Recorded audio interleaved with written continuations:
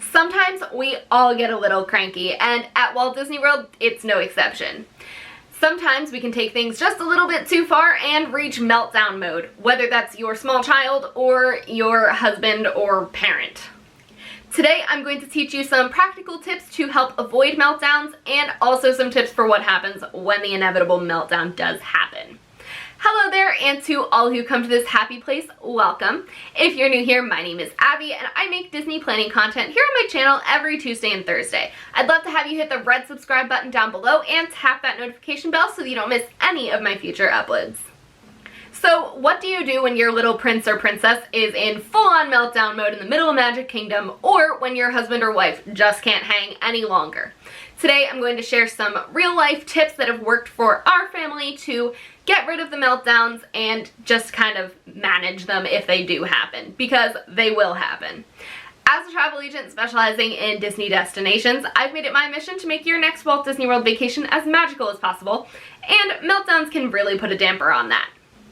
Every group, no matter what age range you've got, is going to experience meltdowns. And I would also argue that pretty much every member of your party will have their moment, at least once. However, these moments don't have to ruin your day or your trip. The first thing that you need to do is evaluate the cause of the meltdown. A lot of times, it's a physiological thing that can be fixed relatively easily. I cannot be the only one out there that gets hangry. If people are starting to melt down, the first thing you really need to do is grab a snack, grab some water, and sit down in the air conditioning. This can really stop things from escalating to the point where you're in full-on meltdown mode, and can also just help everyone to regroup and, pull themselves together. I personally always carry a snack in my park bag or backpack, just in case that hunger kind of strikes when you're about to get on a ride or something like that. It's better to have something on hand than have to leave an attraction or be in full-on meltdown mode by the time you get off. We also find that the refillable popcorn buckets are a great way to make sure everyone stays just a little bit full. They provide a cheap little snack to hold you over until your next meal and are also really fun to collect. My next tip for the actual meltdown is to consider whether or not a nap is in order. If your little one is melting down, pop them in the stroller, find a shady spot, and just sit for a little while. If they fall asleep, they'll probably wake up in a much better mood. There are plenty of secluded spots in the parks to kind of go off away from the beaten path and have a quiet moment to yourself. I'm happy to do a full-on video on the best napping spots in each of the parks. If that's something you're interested in, just give this video a thumbs up and let me know in the comments so that I know that that's something you would watch. Personally, I've taken multiple naps in the parks because days are long sometimes and everyone needs a nap sometimes. The third thing you can do is take a trip to the baby care center or the first aid center at each of the parks. If your little one just needs to get away from the crowds for a few minutes, have a snack, or maybe you want to nurse your baby, heading to the baby care centers is a great thing to do. These are quieter, they have little separate nursing rooms that you can turn the lights down, and you can also use a high chair, purchase any baby supplies that you forgot, etc. I'm doing a full video on the baby care centers and everything you need to know about them on Tuesday, so make sure that you're subscribed so you don't miss that video. The first aid center is going to be a great option if you're an adult. I personally get headaches, especially in Disney, because I don't drink enough water. So if you are like me, you might want to head to the first aid center where you can get ibuprofen, you can get some general light medications, and if you really aren't feeling well, they'll even let you lay down. You can't stay all day, but they will let you take a little bit of a cat nap. This has definitely saved me from some mid-meltdown moments on multiple occasions, so don't be ashamed to take advantage of the resources that you have available to you. The next thing to do, if nothing else is working, is to figure out the actual cause of the meltdown. If it's not a physiological need, a lot of times it means someone's feelings have been hurt.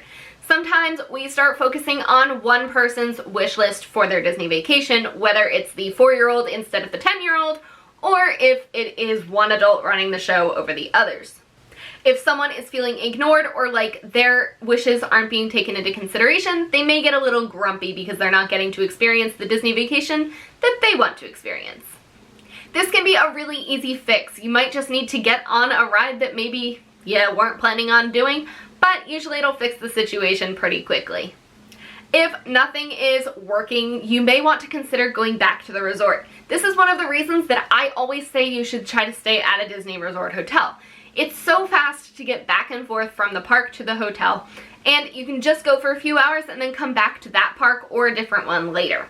Whether you take the time to just have a meal at the quick service restaurant, go for a swim in the pool, or take a nap in your actual bed, a lot of times this will snap you back into happy vacation mode instead of meltdown mode. Sometimes just the change in scenery will really help as well. If you don't want to go all the way back to your resort, I would encourage you to visit a resort near the park you're in. Like I said, that change of scenery can be just what the doctor ordered, and looking around at somewhere you've never been can be a lot of fun.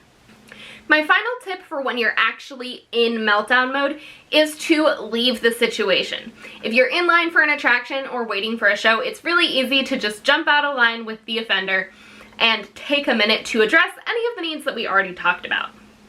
You can do a lot of different things while the rest of your party is experiencing that attraction, like getting a snack, taking a bathroom break, or going on an attraction with a shorter line. It's also courteous to do this because a lot of the Disney queues are in relatively small hallways that tend to echo a lot, which means your child's scream is about 100 million times louder than it usually is.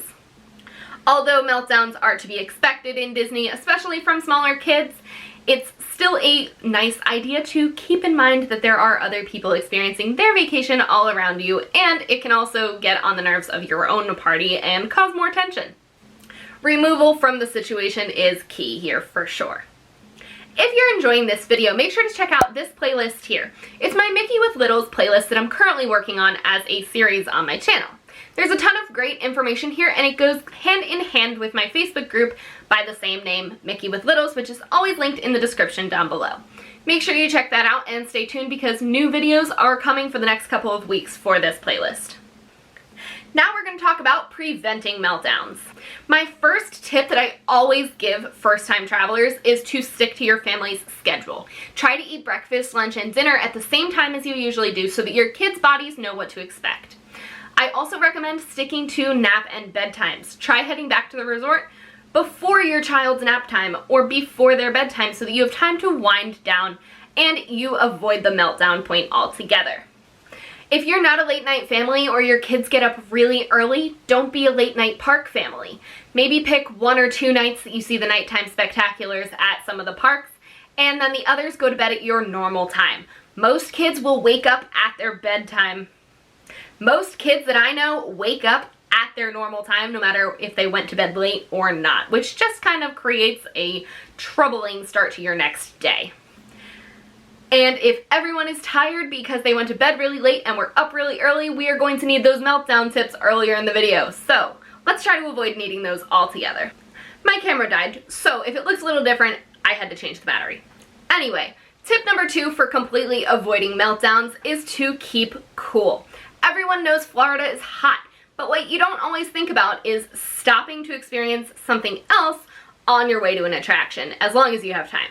Stop in gift shops, look around, get a drink, maybe stop at a show like Mickey's PhilharMagic is out of the heat, pretty short, and a great way to keep cool. If people are overheated, they are typically grumpier. I know I am. Carrying something like a frog tog will also help to keep you cool. This is one of my favorite things to carry, and I will link it in the description down below. It's this cooling towel thing that all you need is water and it acts like frog skin. I don't know, just get one, it's effective. My third tip is something that I've definitely talked about on this channel before, and that is don't overschedule yourself. By putting so much pressure on your family to get X, Y, Z, and so on done, you are just creating an atmosphere of stress, and that just leads to more meltdowns. Kids pick up on your vibe, just like they do at home. So if mom and dad are tense about getting to Chef Mickey's from Magic Kingdom, then the kids are going to sense that and they're going to tense up as well. Overscheduling yourself also means you might ignore some physiological cues from yourself or your kids, and that will also lead to meltdowns. My next tip is for you to get the whole family involved in the planning. This is something that I talked about in my Perfect Age for Disney video, which you can find here. But take a look at the park maps at breakfast each day. Have each family member pick a couple things that they'd like to try to hit. And make sure that you get at least something from everyone's list so that everyone feels satisfied that it's their vacation too. This will help to ward off any of the emotional tantrums that we talked about earlier. My final tip for avoiding meltdowns is to take the pressure off of yourselves. A lot of times dads are the guilty ones of this, and that is that they want to make sure they got their money's worth for their Disney vacation. And while I can appreciate that, you need to recognize that Disney will always be there for you to come back. You can't do it all in one trip. I spent 6 months straight there and have not done everything. So you really just need to alleviate some of that stress and just take what you can get.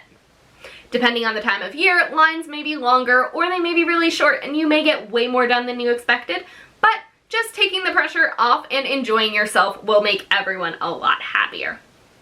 If you enjoyed this video, please let me know by giving it a big thumbs up and leave a comment down below with your favorite meltdown tactics. I'd love to hear from you guys in the comments. On Tuesday, like I mentioned before, I'm doing a video all about the baby care centers, and the video after that is going to be about lost kids in Disney, what happens when your child gets lost. These are really great informative videos and you definitely want to stick around, so be sure to subscribe to my channel and tap that notification bell so you don't miss any of my future uploads. With that being said, I will talk to you guys again on Tuesday with my next video. Bye!